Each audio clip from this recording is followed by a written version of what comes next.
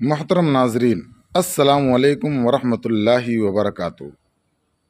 مذہب اسلام نے انسانوں کی کامل اور رہنمائی کرنے کے لیے زندگی کے ہر گوشے میں انسانوں کی مکمل رہنمائی کی ہے، چاہے ان کا تعلق عبادات سے ہو، چاہے معاملات سے ہو، چاہے معاشرت سے ہو۔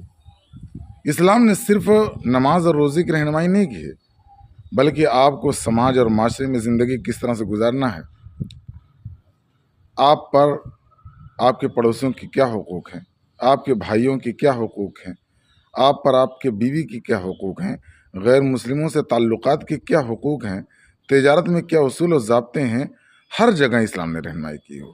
حتیٰ کہ اس نے پیشاب کرنے کا طریقہ بھی بتایا ہے، تھوکنے کا بھی طریقہ بتایا ہے۔ آج ہمارا سماج مختلف بیماریوں اور پریشانیوں سے دوچار ہے۔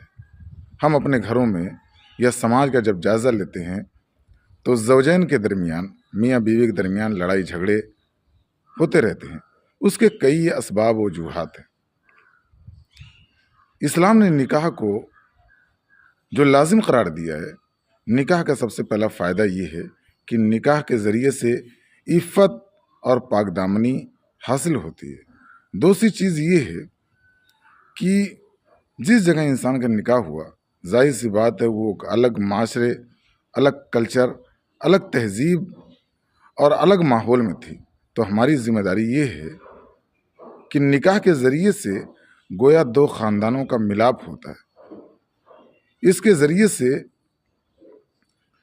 نسل انسانی کا بقا اور حصول یہ حاصل ہوتا ہے۔ دوسری چیز یہ ہے کہ کوئی بھی ہو، اللہ رب العزت نے عورتوں کو عفت اور پاک دامنی اور صنف نازک قرار دیا ہے۔ اس لیے ہماری ذمہ داری یہ ہے کہ ہم ان پر رحم و کرم کریں۔ اللہ کے رسول صلی اللہ علیہ وسلم نے ارشاد فرمایا کہ عورت آدم علیہ السلام کی ٹیڑھی پسلی سے پیدا کی گئی ہے، اگر اس کو تم سیدھا کرنے کی کوشش کرو گے تو ٹوٹ جائے گی، یعنی طلاق ہو جائے گا۔ اگر اس کے اندر کوئی کمی ہے، خامی ہے، تو ہم اس کی دوسری اچھائیوں پر بھی غور کریں۔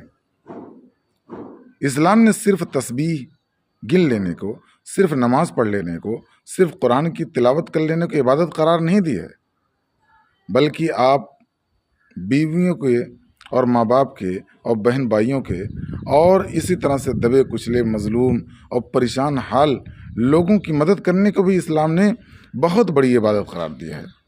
اللہ کے رسول صلی اللہ علیہ وسلم کے دربار میں حضرت صفوان ابن معطل ایک مشہور صحابی، ان کی بیوی نے شکایت کی کہ اللہ کے رسول صلی اللہ علیہ وسلم، میرے شوہر آتے ہیں اور رات میں عبادت میں مشغول ہو جاتے ہیں، میرے ساتھ بات چیت نہیں کرتے، ہنسی مذاق نہیں کرتے۔ اللہ کے رسول صلی اللہ علیہ وسلم نے ان کو ڈانٹ ڈپٹ کیا۔ اللہ کے رسول صلی اللہ علیہ وسلم نے ارشاد فرمایا، بیوی سے بات کرنا، دل لگی کرنا، رات بھر نفل عبادت کرنے افضل ہے۔ کہ ہمیں زندگی کے ہر گوشے میں اعتدال کو باقی رکھنا چاہیے۔ جب نماز کا وقت ہو نماز پڑھیں، جب روزے کا مہینہ آ جائے تو ہم روزہ رکھیں، جب زکوٰۃ دینے کی باری آئے تو زکوٰۃ دیں، اسی کو ہر خانے میں رکھیں۔ ایسا نہیں ہے کہ صرف نماز پڑھتے رہ گئے تو نماز ہی پڑھتے رہ گئے، روزہ رکھنا، بیوی کی کیا حقوق ہیں، بچوں کے کیا حقوق ہیں، ماں باپ کے کیا حقوق ہیں، اس کا ہم پاس و لحاظ نہیں کرتے۔ صحیح بات یہ ہے کہ لوگ ہمارے سماج اور معاشرے میں لوگ صرف حق لینا جانتے ہیں، حق دینا نہیں جانتے۔ ہم یہ سمجھتے ہیں کہ ہمارے ساتھ فلاں نے ناانصافی کی، ہمارا بھائی ہم سے حق ادا نہیں کر رہا ہے، ہمارے والد ہمارے ساتھ ناانصافی کا کام لے رہے ہیں۔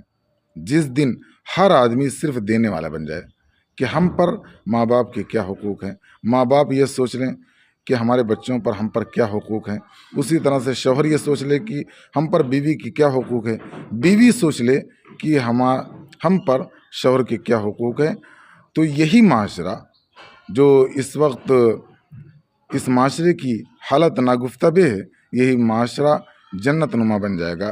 گھر کے اندر سے فتنہ و فساد جو برپا ہو رہے ہیں وہ ختم ہو جائیں گے اور جنت کا ایک سما بدل جائے گا۔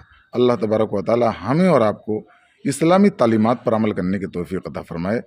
والسلام علیکم ورحمۃ اللہ وبرکاتہ۔